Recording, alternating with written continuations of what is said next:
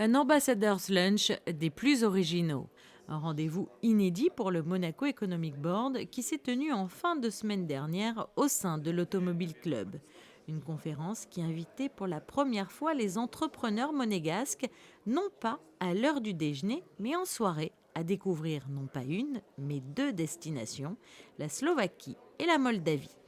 Nous écoutons les aspects économiques qui peuvent se développer entre ces pays et Monaco. Et puis ensuite, souvent, nous faisons un déjeuner derrière. Là, nous allons faire aussi un petit cocktail. Et c'est l'occasion de plus aborder des points plus particuliers pour une personne qui aurait un intérêt à travailler avec l'un de ces pays.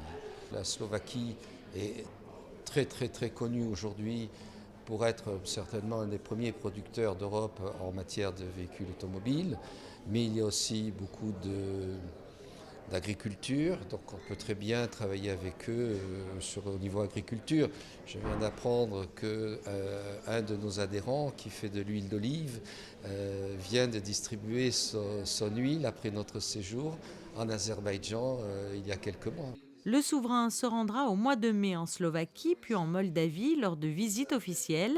Les ambassadeurs des deux pays étaient donc présents pour présenter les charmes et les atouts de leurs contrées respectives. La Slovaquie est devenue le leader mondial par la production des voitures par capita. L'année dernière, on a produit plus de 1,40 million voitures.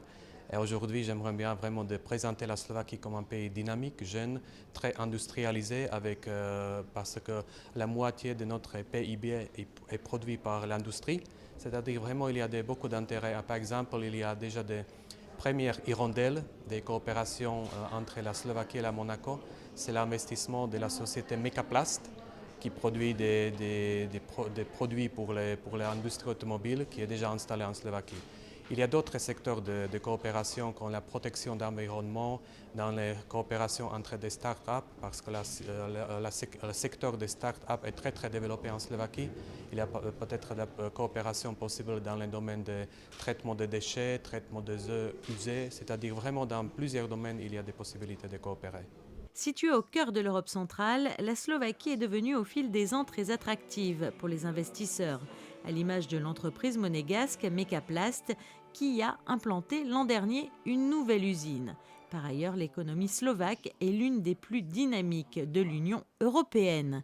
Située aux portes de l'Ukraine et de l'Union européenne, la Moldavie, quant à elle, attire elle aussi de plus en plus d'investisseurs étrangers. C'est vrai que même jusqu'à maintenant, la Moldavie reste une terre peu connue en Europe. Voilà pourquoi notre mission est de faire connaître la Moldavie parmi les hommes d'affaires monégasques. Le placement géographique de la Moldavie, qui est aujourd'hui, on peut le voir donc comme un pont entre l'Europe, disons ça, et le monde slave. Si on parle des atouts concrètement économiques, donc je peux vous dire que le salaire moyen en Moldavie, c'est autour de 200 euros. Par exemple, les impôts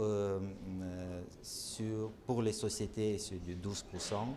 Les charges sociales, 23%. Donc, c'est un taux qui est le moins élevé dans la région. La Moldavie est aussi très prisée pour son agriculture et le développement des services, des secteurs de plus en plus recherchés et porteurs d'avenir. La Slovaquie et la Moldavie, deux destinations donc qui pourraient vivement intéresser les entrepreneurs monégasques.